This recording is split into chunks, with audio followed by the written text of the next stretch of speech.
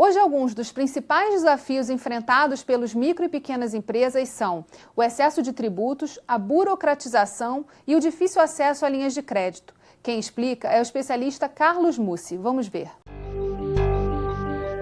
O Estado brasileiro, primeiro, ele tem uma grande complexidade tributária, né? O Estado brasileiro é dividido em três níveis, no sentido federal, estadual e municipal, cada um com o seu tipo de regulamentação.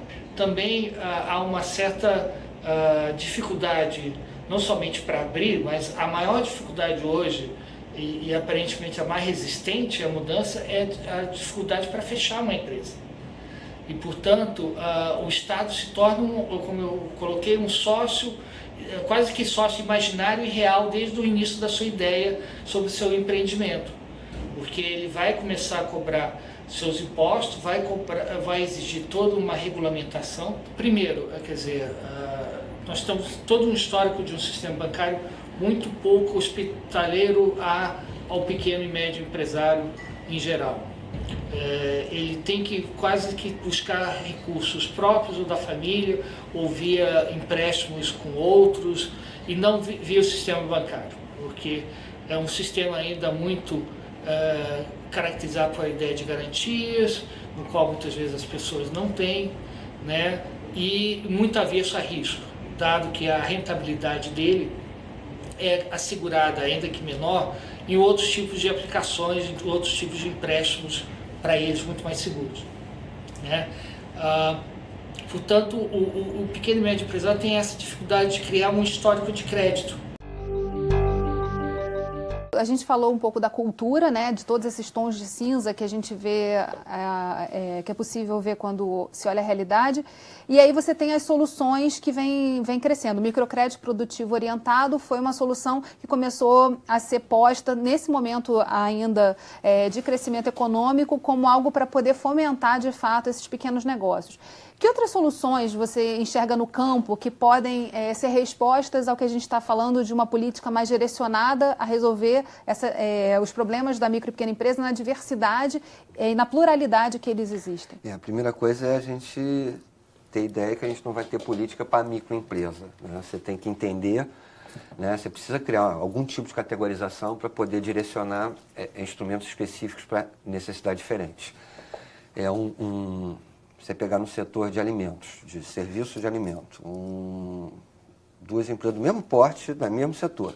Uma é uma franquia da Starbucks, outra é uma birosca no Alto Amazonas.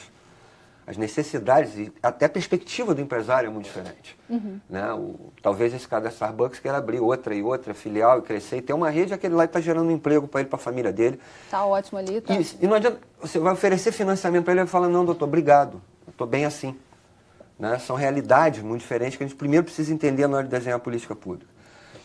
Né? A segunda questão o que o Carlos Mussi chamou a atenção é muito importante. As pequenas empresas elas têm, dentro da regra do sistema financeiro brasileiro, a possibilidade de operação das pequenas empresas é muito grande. As taxas de juros são monstruosas, o nível de garantia exigido é muito alto, porque os bancos estão a cavaleiro, acumulando lucros de bilhões e bilhões por ano, né, aonde eles já operam, então eles não têm por que abrir para um mercado que é um mercado de risco.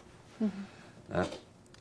Algumas iniciativas foram efetivamente bem sucedidas, o microcrédito do BNDES, principalmente BNDES e Banco Nordeste, né, foram duas bem exitosas. Eu acho que principalmente o cartão BNDES foi um instrumento, né, assim, um instrumento muito exitoso. Ele caiu para metade o número de operações dele agora no ano passado, mas ele ainda é um instrumento exitoso, porque ele simplifica o processo de obtenção de crédito, em primeiro lugar. Segundo, ele oferece uma taxa menor, que é a taxa de balcão do banco, apesar de ainda não ser uma taxa baixa.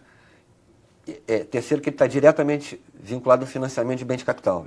Então, ele financia aquela inovação que a gente estava falando ainda há pouco, aquela inovação que é a inovação que a empresa brasileira precisa.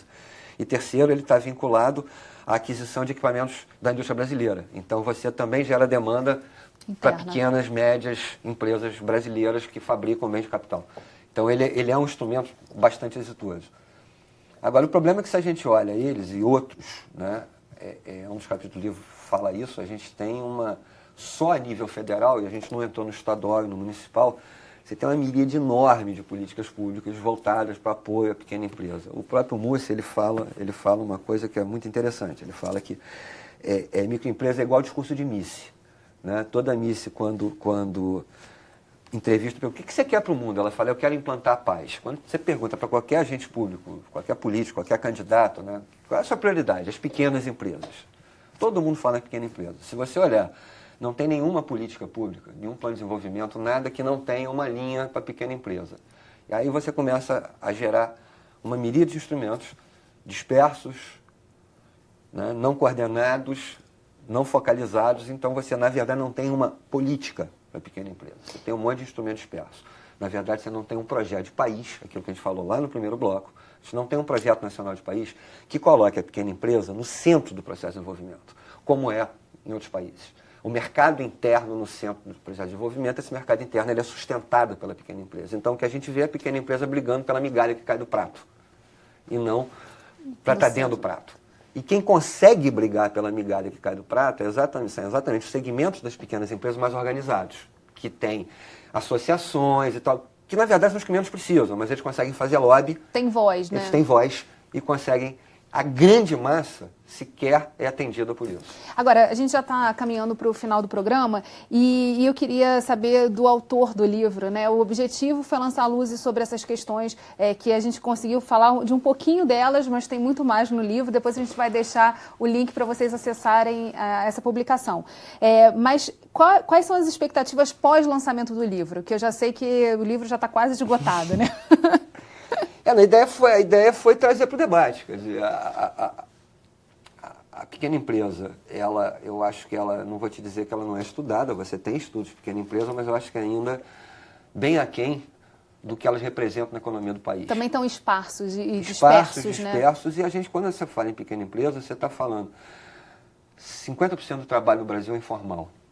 50% da mão de obra é emprego informal. Esse emprego informal, na sua grande maioria, ele está em empresas de menor porte. Nas empresas de maior porte, 54% foi o último dado que eu tinha, não sei como é que está isso agora em função da crise, 54% do emprego formal está nas empresas de menor porte. Então a gente está falando algo em torno de 75% dos trabalhadores desse país trabalham em empresas de pequeno porte. É muita gente. Meu Deus, este é o Brasil, é esse Brasil que a gente precisa olhar.